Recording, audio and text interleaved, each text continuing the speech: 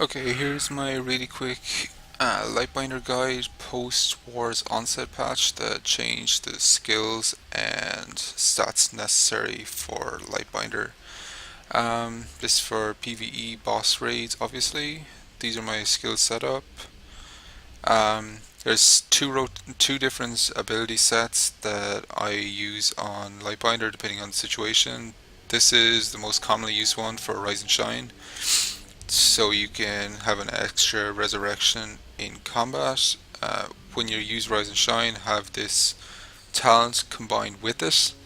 The only difference between this set and this other set I use is instead of Rise and Shine, I use Blessing of Tenacity to obviously remove negative effects, to remove stuns and stuff.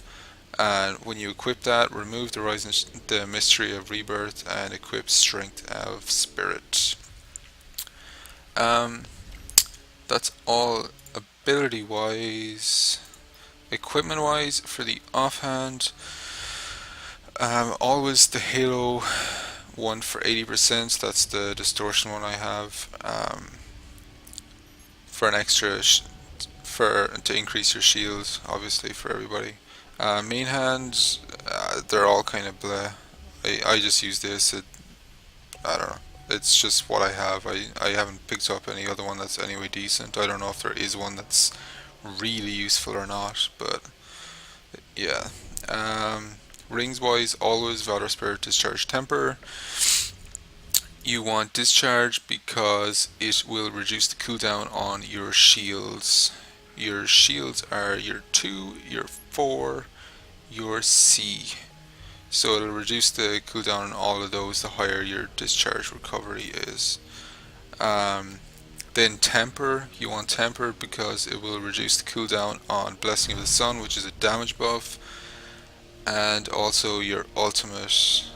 Um, it, it increases the damage, like it says, by 1/5. So if you got 50%, which is the cap on Temper, that's an extra 50%.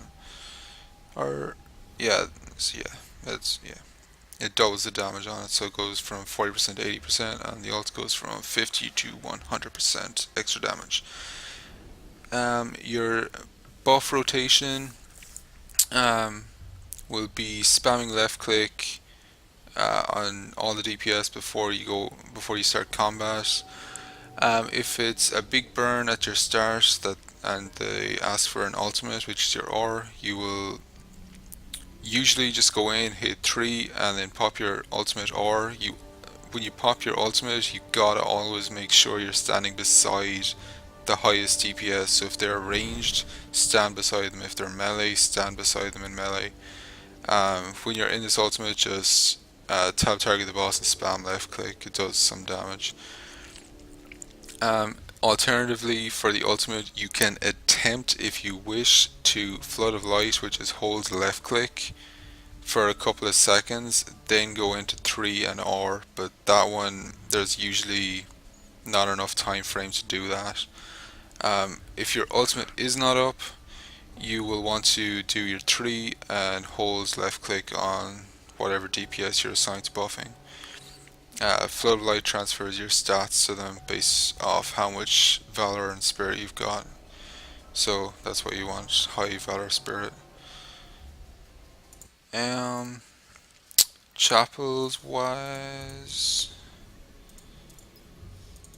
my first one I use Temper because we want Temper. Then Discharge, Recovery, and Shield. Then I use Shield again. I use Temper, Shield again. Endurance, because I don't use the Temper there because I already have enough Temper. I'm already at 50% otherwise. Shield Power again. Endurance. And the last one I used Discharge Recovery. A couple of those chapels I skipped the Temper and Discharge Recovery because I already hit the cap in both of them without using extra. So as you can see, it's really easy to hit the cap on Temper and Discharge. Symbols wise, symbols wise, just pretty much all support, all defensive.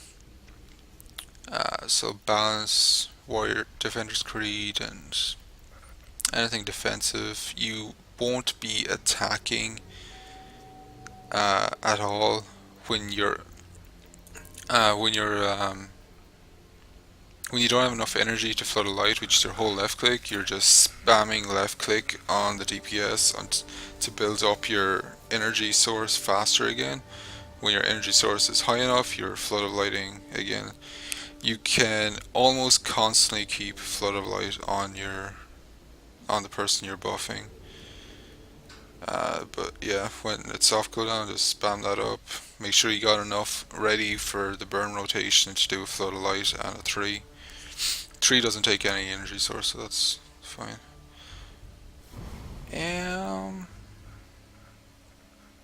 Yeah, that's it. And enjoy Lightbinder.